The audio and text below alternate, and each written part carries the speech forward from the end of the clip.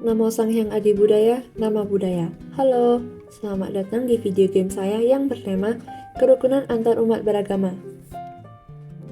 Sebelum itu, perkenalkan nama saya Clarissa Adeline Wangsa dengan NIM 231501034 dari Fakultas Farmasi.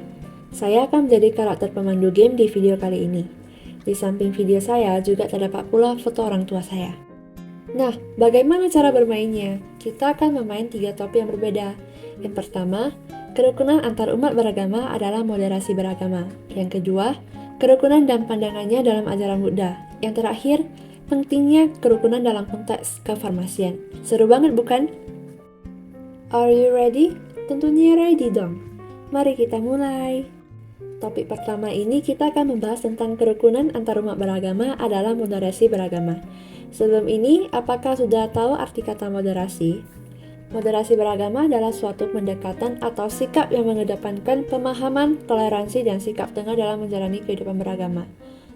Moderasi beragama adalah pendekatan yang bertujuan untuk mempromosikan harmoni dan toleransi di antara komunitas agama yang berbeda. Pendekatan ini melibatkan upaya yang menghindari ekstremisme dan radikalisme, serta mendorong praktik beragama yang seimbang dan penuh rasa hormat. Terdapat beberapa upaya kasus nyata yang mempromosikan moderasi beragama untuk memperkuat kerukunan umat beragama. Contohnya, yang pertama itu, kampanye 5 nilai kerukunan yang dilakukan oleh Kantor Wilayah Kementerian Agama Sumatera Utara. Yang kedua adalah Ranperda Kerukunan yang disosialisasikan oleh Nik Lomban, anggota DPRD Sulawesi Utara. Konsep moderasi beragama diharapkan dapat diimplementasikan oleh seluruh umat beragama di Indonesia untuk menciptakan kerukunan intra-umat beragama dengan sesama agama Buddha, antar umat beragama dengan umat yang berbeda agama, dan antara umat beragama dengan pemerintah. Upaya untuk memperkuat kerukunan umat beragama melalui moderasi beragama melibatkan berbagai elemen, termasuk lembaga pemerintah, pemimpin agama, dan organisasi masyarakat. Nah, di topik kedua ini saya akan membahas kerukunan dan pandangannya dalam agama Buddha. Apa itu kerukunan?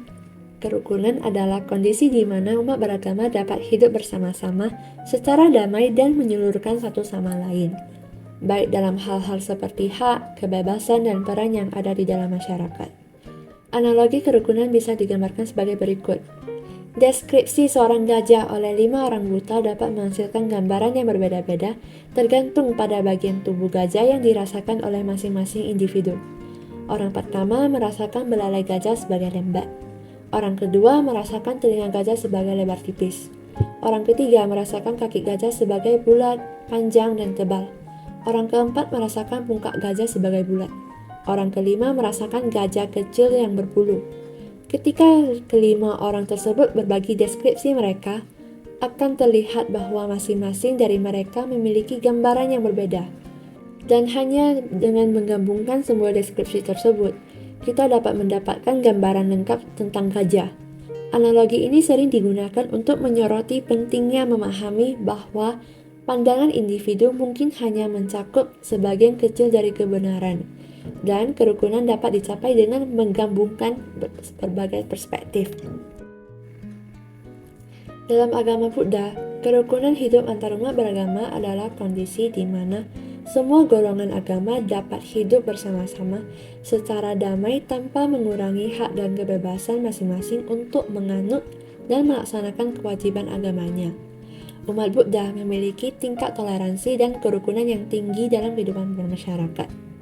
Salah satu prinsip ajaran Buddha adalah memiliki dan memancarkan cinta kasih universal bagi semua makhluk hidup, bukan hanya kepada sesama manusia.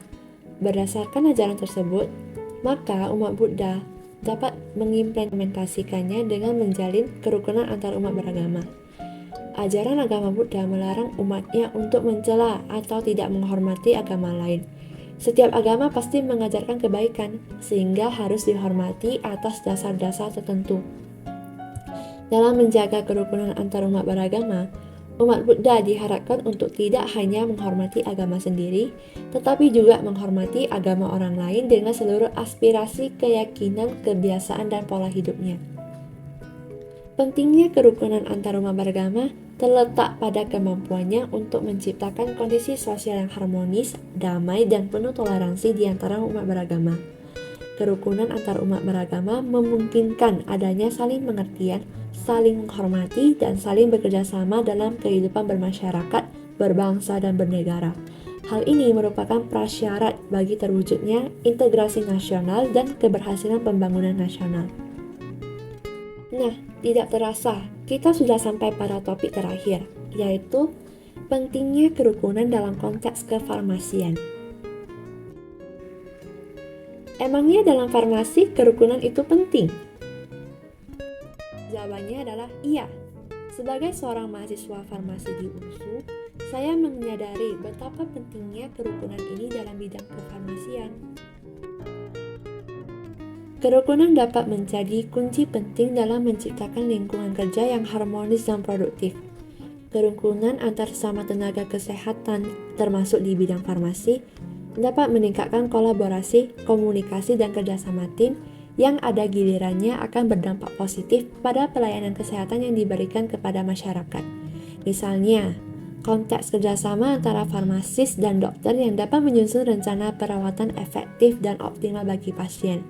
Keamanan pasien adalah menjadi fokus utama dalam kerukunan ini, dengan komunikasi terbuka antara farmasis dan dokter untuk meminimalkan potensi kesalahan obat.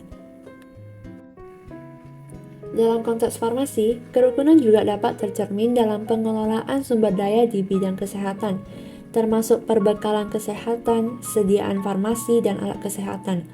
Kerjasama yang harmonis antara berbagai pihak terkait, termasuk tenaga kesehatan, pemerintah, dan masyarakat, sangat penting dalam memastikan ketersediaan dan aksesibilitas obat-obatan dan peralatan kesehatan yang diperlukan untuk menyelenggarakan upaya kesehatan. Kerukunan tidak hanya merupakan unsur krusial dalam bidang kefarmasian, melainkan juga menjadi fondasi penting dalam berbagai sektor dan profesi lainnya. Di berbagai bidang, kerukunan memainkan peran vital dalam memastikan kelancaran kerjasama antara individu dan kelompok. Keseluruhan, kerukunan adalah pilar fundamental yang mendukung kemajuan dan keberhasilan di semua lapisan masyarakat dan sektor. Nah, akhirnya game ini sudah selesai.